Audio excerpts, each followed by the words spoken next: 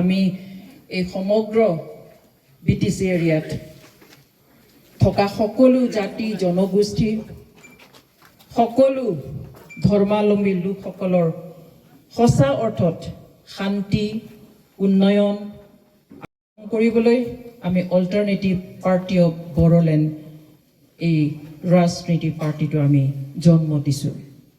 আমি জানো য'তেই শোষণ হয়, য'তেই দমন হয়,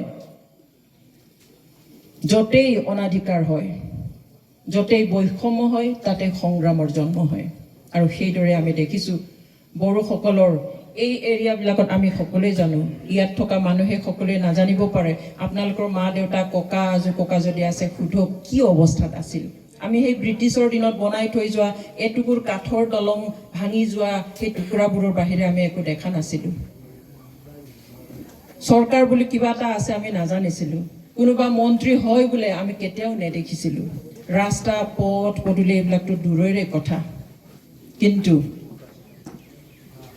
সেইবিলাক যেতিয়া অতি বেছি হয়, সংগ্ৰাম জন্ম হয়। তেনেকৈ বড়োসকলৰ মাজতো বহুত সময়ত বিভিন্ন সংগ্ৰাম হৈ আহিছে। আৰু তাৰে ভিতৰত হয়তো অসমৰ ভিতৰতে national Democratic front of Bodoland অৰ্থাৎ NDFB হয়তো আটাইতকৈ দীঘলীয়া সংগ্ৰাম কৰা এটা সংগঠন।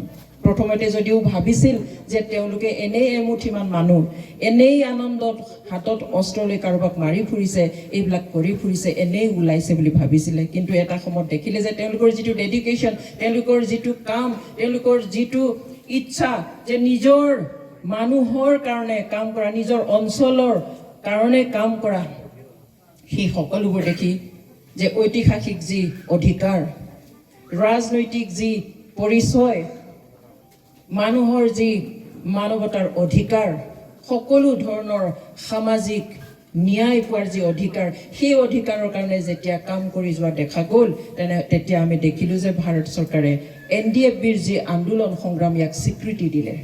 স্বীকৃতি দি তেওঁলোকে এইটো কৰিলে যে হয়, NDFBৰ যি যুঁজ কৰিছে, যি সংগ্ৰাম কৰিছে, তাত কাৰণ আছে।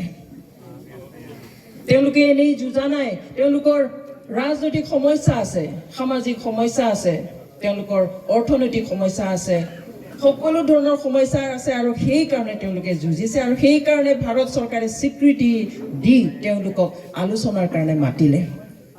আলোচনা দীঘলীয়াকৈ হ'ল, ইণ্টাৰলকেটৰ এপইণ্ট কৰিলে, চিজ ফায়াৰ বোথ ছাইড হ'ল। তাৰপিছত যোৱা 2020ত এখন চুক্তি হ'ল, যি চুক্তিৰ নাম শান্তি চুক্তি। কিন্তু সেই শান্তি চুক্তি আখৰতি থাকি গ'ল। সঁচা অৰ্থত আজি BTC বাসী বা BTR বাসীয়ে শান্তি পাইছেনে? যদি শান্তি পোৱা হ'লে আজি অল্টাৰনেটিভ পাৰ্টি অফ বড়োলেণ্ড হয়তো জন্ম নহ'লহেঁতেন।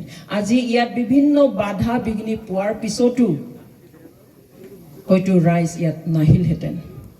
আৰু সেইকাৰণে এই BTC বাসী বা BTR বাসী বিভিন্ন জাতি ধৰ্মাৱলম্বী সকলোৰে কাৰণে সমান অধিকাৰ, সকলোৰে সম উন্নয়ন, সকলোৰে কাৰণে সঁচা অৰ্থত শান্তি উন্নয়ন, এইখিনি আনিবৰ কাৰণে আজি অল্টাৰনেটিভ পাৰ্টি অফ বড়োলেণ্ড অৰ্থাৎ APBটো জন্ম দি আমি দায়িত্ব লৈছোঁ, গধুৰ দায়িত্ব, এই BTR অঞ্চলত থকা সকলো ৰাইজক সেৱা কৰিবৰ কাৰণে।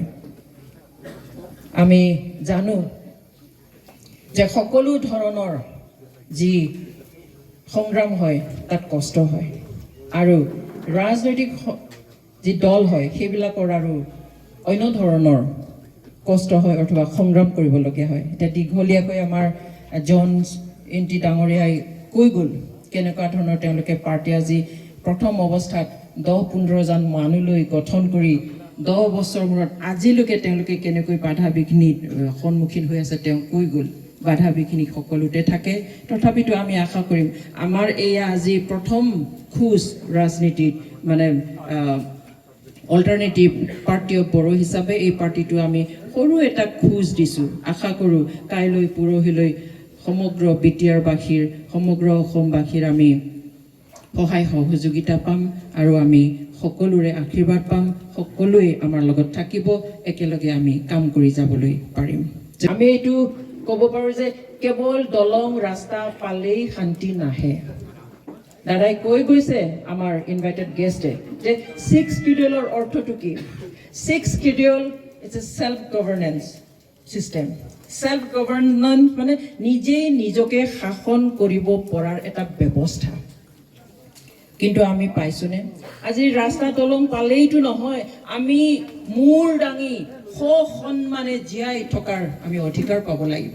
আমাক কিবা এটা দিলে, ঘৰ এখন দিলে, মাটি এটুকুৰা দিলে, কিন্তু সেই ঘৰটো আমি কেনেকৈ ৰং দিম, কেইটা কোঠালি বনাম, তাকো যদি আমি নিজেই কৰি ল'ব নোৱাৰোঁ, আমাৰ পিছফালে থকা বাৰীটোত আমি কবি ৰুম নে কচু ৰুম, সেইটো যদি আমি ডিচিশ্যন ল'ব নোৱাৰোঁ, সকলো যদি ওপৰৰ পৰা নহয় তুমি এইটো কৰা, তোমাৰ ঘৰৰ দুটাহে ৰুম হ'ব, তোমাৰ ঘৰৰ ৰং তুমি এইটোও কৰিবা, তোমাৰ গেটটো তুমি এইফালে কৰিবা, সেইটো আকৌ কেনেকুৱা ধৰণৰ চেল্ফ ৰুল? সেইকাৰণে যদি সঁচা অৰ্থত বড়োসকলৰ যি সংগ্ৰাম, সেই সংগ্ৰামটো যদি সন্মান দিয়ে, তেনেহ'লে এইটো ঠিক কৰিব লাগিব যে দিলে সঁচাই দিব লাগে। এনেই নামত নহয়, এনেই আমাক ঠগি যে নামত দিছে, কিন্তু দিছে এটকা, 12 অনা ঘূৰাইয়ে নিলে, আমাক খালি 4 অনা দি থৈ গ'ল। নামত আমি পালোঁ, আমি শান্তি পালোঁ, গাই ফুৰিলোঁ, আমি শান্তি পালোঁ। নহয়, সেইটো কেতিয়াও হ'ব নোৱাৰে। সেইকাৰণে সঁচা অৰ্থত যি সেল্ফ গভৰ্নেন্সৰ ব্যৱস্থা 6 শিডিউলৰ জৰিয়তে পাইছোঁ, সেইটো ছেফগাৰ্ড দিয়া, ৰক্ষণাবেক্ষণ দিয়াটো আমাৰ কৰ্তব্য। আমি আৰু সেইটো সম্পূৰ্ণৰূপে ৰক্ষণাবেক্ষণ দিম বুলিয়ে আজি অল্টাৰনেটিভ পাৰ্টি অফ বড়োলেণ্ডটো গঠন কৰা হৈছে। We want to live in this world with dignity and honor, with high health. সকলোৱে স্বীকাৰ কৰিব ইয়াত BTC বাসীয়ে যে BTC নামৰ এটা ব্যৱস্থাটো পাবৰ কাৰণে বড়োসকলে কিমান তেজ দিবলগীয়া হৈছে। বড়োসকলে আজিলৈকে এটা বস্তু এনেই পোৱা নাই, তেজ নিদিয়াকৈ, জীৱন নিদিয়াকৈ। ইভিন আমাৰ স্ক্ৰিপ্ট, আমি কোন স্ক্ৰিপ্টত কি লিপিত নিজৰ বড়ো ভাষাটো লিখিম, সেইটোও আমি আন্দোলন কৰি তেজ দিবলগীয়া হৈছে, জীৱন দিবলগীয়া হৈছে।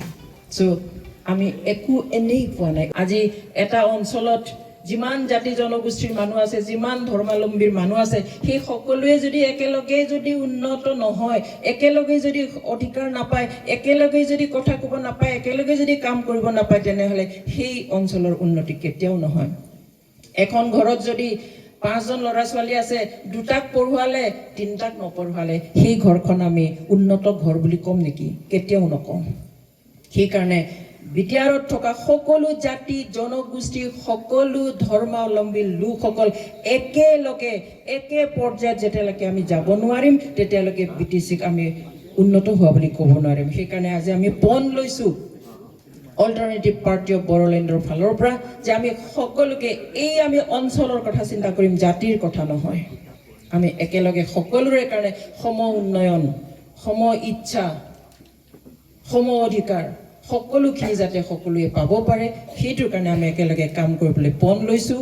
আমি আশা কৰিম আপোনালোকে সকলোৱে সহযোগ কৰিব। আজি আমাৰ যদিও প্ৰথম খোজ, আমি জানো বাচ্চা এটাই প্ৰথমতে এখোজ দুখোজ দিয়ে, তাৰপিছত ডাঙৰ হয়, নিজৰ ভৰিত থিয় হয়, কাম কৰে আৰু বেলেগকো চাব পাৰে। সেইকাৰণে আমি আশা কৰিম আপোনালোকৰ সহযোগত আমি আমাৰ যি নতুন ৰাজনৈতিক দল অল্টাৰনেটিভ পাৰ্টি অফ বড়োলেণ্ড, সেইটো ডাঙৰ হৈ যাব, প্ৰসাৰ হ'ব, আৰু আপোনালোকৰ সহযোগত এদিন আমি যি বিচাৰিছোঁ, যি কাম কৰিব খুজিছোঁ, সেইটো কৰিব পাৰিম। এয়া আমাৰ পাৰ্টি নহয়, আপোনালোকৰ পাৰ্টি। আমাৰ দল নহয়, আপোনালোকৰ দল, ৰাইজৰ দল। সেইকাৰণে সকলোৰে পৰামৰ্শ লৈ, সকলোৰে চিন্তাধাৰাক আমি আগত লৈ একেলগে আলোচনা বিলোচনাৰে ৰাইজৰ লগত আমি আগবাঢ়ি যাম। গতিকে আমি আপোনালোকৰ পৰা ইয়াৰ কাৰণে আমি আশীৰ্বাদ বিচাৰিছোঁ। মই আৰু বিশেষ নকওঁ, আপোনালোক সকলো আজি ইয়াত আহি আমাক আশীৰ্বাদ কৰাৰ কাৰণে ধন্যবাদ দিছোঁ অন্তৰেৰে। আমাৰ যি এই প্ৰগ্ৰাম হ'বলগীয়া আছিলে, আপোনালোকে নিশ্চয় সকলোৱে জানে যে সেইটো চালবাৰী কলেজ ফিল্ডত হ'বলগীয়া আছিলে। এটা সময়ত আমাৰ এটা খবৰ আহিল, ৰিটেন নহয়, ফৰ্মেল নহয়, যে এই মিটিংটো অহাকালি হ'ব নোৱাৰে, ওপৰৰ পৰা ইনষ্ট্ৰাকশ্যন আহিছে আমি নাজানো সেই ওপৰটো পাহাৰৰ পৰা আহিছে নে স্বৰ্গৰ পৰা আহিছে নে কোনোবা চৰকাৰৰ পৰা আহিছে আমি নাজানো মুঠতে আমাক জনোৱা হ'ল যে ওপৰৰ পৰা ইনষ্ট্ৰাকশ্যন আহিছে দিছ ইজ ডেমক্ৰেচি এইটোৱে হ'ল গণতন্ত্ৰ ইয়াত ৰজাৰ নামটো ল'বলৈ বাকী আৰু সেইকাৰণে আজিতকৈ হয়তো ভাল দিন নাই আমাৰ কাৰণে যে এইটো এটা আমাৰ কাৰণে আমাৰ ভৱিষ্যতৰ কাৰণে ভাল লক্ষণ we can accept it as a challenge to serve our people, to serve BTR. আমি সেইটো নিগেটিভকৈ লোৱা নাই